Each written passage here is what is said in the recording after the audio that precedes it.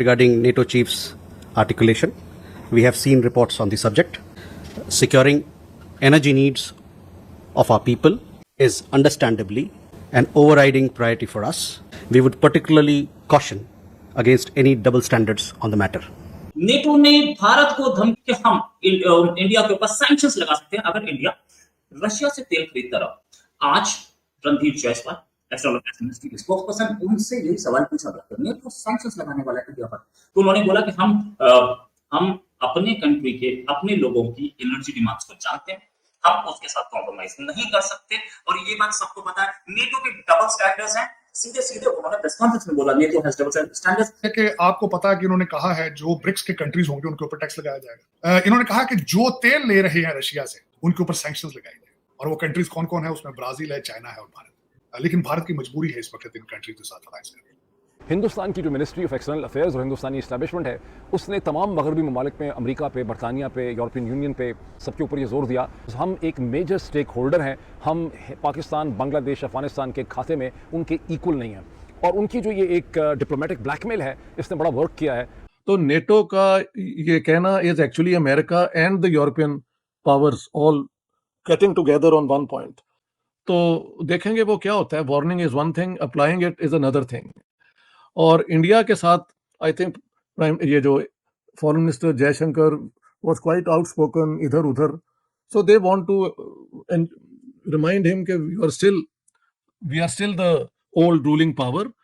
तो so it is a direct threat. ये तीसरी बार है जो इंडिया पे धमकी इनडायरेक्टली या डायरेक्टली डोनाल्ड ट्रंप ने की। तो बेसिकली इस वजह से यूरोपियंस फ्रस्ट्रेटेड है कि भाई हमने तो सैंक्शंस कर दी, हम महंगा तेल खरीदते हैं, अब हम महंगा गैस, क्योंकि अब यूरोप सिर्फ 9 या 10% खरीद रहा है रशिया का। जिसको जायसवाल ने जो डबल स्टैंडर्ड्स कहा, वो यही कहा कि यूरोप के 1-2 मुल्क हैं who are still buying Russian oil, और अगर वो ना खरीदते तो उनकी इकोनॉमी खत्म हो जाएगी। नमस्कार दोस्तों, जय हिंद। दोस्तों, नाटो को भारत का ऑफिशियल करारा जवाब मिल गया है और मिनिस्ट्री ऑफ एक्सटर्नल अफेयर के जो स्पोक्स पर्सन है रणधीर जायसवाल, उन्होंने कल साफ तौर पर इस मुद्दे पर कहा कि जो नाटो है वो अपना डबल स्टैंडर्ड बंद कर देना चाहिए। जो अपने हित में जब आता है वो रशिया से तेल खरीद लेता है और हमारे ऊपर बातें करता है कि हम क्यों रशिया से तेल खरीदते हैं, तो भारत के हित में जो होगा वो हम करेंगे, इसमें नाटो को घुसने की कोई भी जरूरत नहीं, जिसको लेकर पाकिस्तानी और पूरी दुनिया हैरान है। चलिए वीडियो देखते हैं। नेटो ने भारत को धमकी कि हम इंडिया के ऊपर सैंक्शंस लगा सकते हैं अगर इंडिया रशिया से तेल खरीदता रहा। आज Randhir Jaiswal external affairs ministry के स्पोक्सपर्सन, उनसे यही सवाल पूछा गया कि नेटो सैंक्शंस लगाने वाला है इंडिया पर, तो उन्होंने बोला कि हम अपने कंट्री के अपने लोगों की एनर्जी डिमांड्स को जानते हैं, हम उसके साथ कॉम्प्रोमाइज नहीं कर सकते और ये बात सबको पता है। नेटो के डबल स्टैंडर्ड्स हैं, सीधे उन्होंने प्रेस कॉन्फ्रेंस में बोला नेटो हैज डबल स्टैंडर्ड्स, मतलब इंडिया भी सैंक्शंस लगा सकता है नेटो पे। कहीं इंडिया डरता नहीं दिख रहा है अमेरिका से या नेटो से। तो नेटो के जो लीडर है मार्क रट, जो सेक्रेटरी जनरल है, वो आए हुए थे डोनाल्ड ट्रंप से मिलने, और उस मीटिंग में डोनाल्ड ट्रंप ने कहा कि मैं बेसिकली पुतिन से बेजार हो गया हूँ कि वेट करते हुए ही हमको चक्करें दे रहा है, और मैं उनको 50 दिन का वक्फा दे रहा हूँ। अगर इस 50 दिन में वो सीज फायर नहीं हो जाता, जंग नहीं रुक जाती, तो मैं सेकेंडरी सैंक्शंस लगा दूंगा। तो सेकेंडरी सैंक्शंस ये है कि वो सैंक्शंस रशिया पे नहीं होंगे, लेकिन रशिया के साथ जो ट्रेड करेंगे उनके ऊपर सैंक्शंस लग जाएंगे 100% का। तो basically using tariffs as a sanction. तो उसके दूसरे दिन जो वीडियो वायरल हुआ है वो वीडियो मार्क रट का वीडियो है, जिसमें वो कहते हैं कि अगर आप दिल्ली में रहते हैं, बीजिंग में रहते हैं, ब्राजील में रहते हैं, तो आप तैयार हो जाइए, this is going to hit you very hard. ये 100% टैरिफ अगर रशिया से आप ट्रेड बंद, तो आपके पास 50 दिन है, आप रशिया को फोन करके कह दें कि ये जंग रोक दो या वरना आपके ऊपर हम टैरिफ लगा देंगे। तो so it is a direct threat. ये तीसरी बार है जो इंडिया पे धमकी इनडायरेक्टली या डायरेक्टली डोनाल्ड ट्रंप ने की। तो बेसिकली इस वजह से यूरोपियंस फ्रस्ट्रेटेड है कि भाई हमने तो सैंक्शंस कर दी, हम महंगा तेल खरीदते हैं, अब हम महंगा गैस, क्योंकि अब यूरोप सिर्फ 9 या 10% खरीद रहा है रशिया का। जिसको जायसवाल ने जो डबल स्टैंडर्ड्स कहा, वो यही कहा कि यूरोप के 1-2 मुल्क हैं who are still buying Russian oil, और अगर वो ना खरीदते तो उनकी इकोनॉमी खत्म हो जाएगी। देखिए, इंडिया के लिए पिछले 3-4 दिन में तेल की कीमत गिर गई है। आपको याद होगा जब ईरान के साथ जंग चल रही तो 75 के करीब हो गया था पर डॉलर बैरल, अब कुछ 60s में वापस आ गया है। तो जो डिस्काउंट पे इंडिया को तेल मिलता है, Ambani refineries are selling it to, India में भी बेच रहे हैं, वो बाहर भी बेच रहे हैं। तो जो डिस्काउंटेड प्राइस रशिया का मिल रहा है और जो मार्केट प्राइस है वो कम हो रहा है, तो इंडिया के लिए द गैप इज ज्यादा नहीं है अब। तो इंडिया कैन शिफ्ट, अगर चाहा तो इंडिया कैन से ओके 35% तेल हमारा रशिया से आ रहा है, हम थोड़ा सप्लाई सऊदी अरब, यूएई और इराक से जो खरीद रहे हैं तेल, वो हम इंक्रीज कर देंगे। 75% तो ऑलरेडी मिडिल ईस्ट से ही आ रहा है। We will go 100% in the Middle East अगर इंडिया, बट इंडिया के लिए अब ये स्ट्रेटेजिक सवाल हो गया है।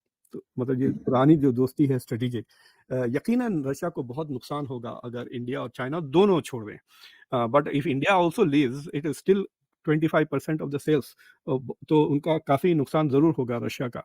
सो इट्स ए स्ट्रेटेजिक क्वेश्चन कि क्या इंडिया अपनी ऑटोनॉमी मेंटेन कर सकता है by saying no to Donald Trump and to NATO. क्या इंडिया का जवाब will be different this time? That is the key question. Trump के साथ ऐसा ये हो रहा है कि जैसा घड़ी में तोला घड़ी में माशा, लाइक एक दिन वो कहते हैं Modi is great, like fatherly figure, wonderful scholar, फिर दूसरे दिन 100% टैरिफ लगा दूंगा। अरे लगा के दिखाए ना भाई, बोले जा रहे हैं, अभी तक तो कुछ हुआ ही नहीं ना, ही इज जस्ट टॉकिंग। और फिर कहा कि जुलाई 9 इज द फाइनल डेट, फिर उसको अगस्त 1 को पोस्टपोन कर दिया। लेकिन ये मैडनेस कब तक चलते रहेगा? इट्स ऑल्सो अब जो रिपोर्ट्स आ रहे हैं, थोड़ा सा इन्फ्लेशन शुरू हो गया है अमेरिका में ऑलरेडी, तो सेकंड क्वार्टर का दिख रहा है, लेकिन थर्ड क्वार्टर से आपको नजर आ जाएगा कि it is beginning to hurt the US economy also. इनको चाहिए था कि अपना नैरेटिव चेंज करते, लेकिन नहीं कर पाए। लेकिन गुर्बत इतनी है तो दुनिया पे टीवी पे दिखा दिया जाता है 45% अनएम्प्लॉयड यूथ इन इंडिया।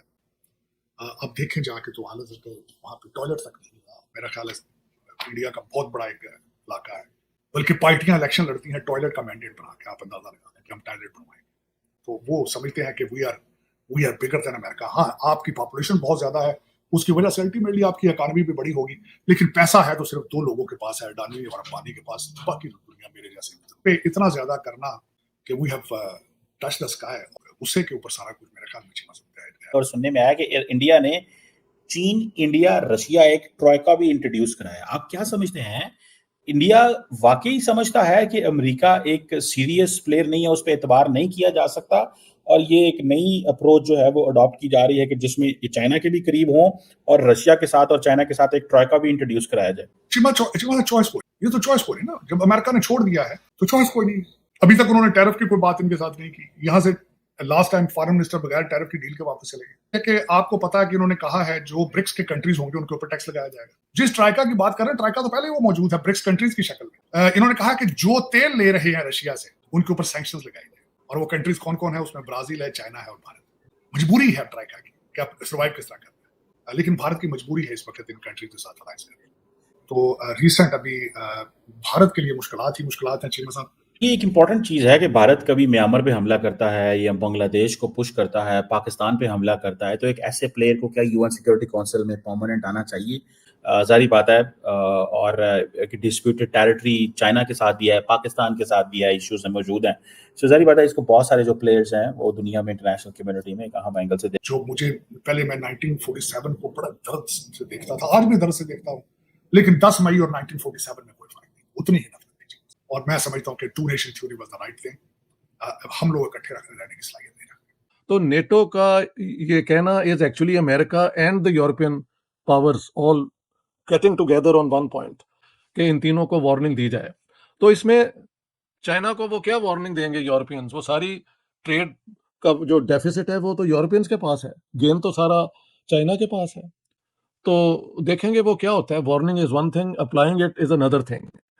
और इंडिया के साथ आई थिंक ये जो foreign minister Jaishankar was quite outspoken इधर उधर, so they want to remind him कि we are still the old ruling power, तो we can still hit back at you. Sir, क्या ये इस वजह से, क्योंकि इसमें 3 कंट्रीज हैं, तो उसमें इंडिया और चाइना है जो कि दोनों एक दूसरे के राइवल्स हैं बहुत बड़े, तो क्या इस वजह से वो दोनों इकट्ठे भी हो सकते हैं? चाइना और इंडिया जिस दिन अपना सॉर्ट आउट कर लेंगे ना ये प्रॉब्लम्स, एशिया भी आज़ादी की तरफ जाएगा। ये एशिया के अंदर एक बहुत बड़ा प्रॉब्लम है। एक तो है ना, हम समझते हैं India Pakistan, but I think the main problem in Asia is China and India. और इनका मेन इशू तो बॉर्डर डिस्प्यूट है।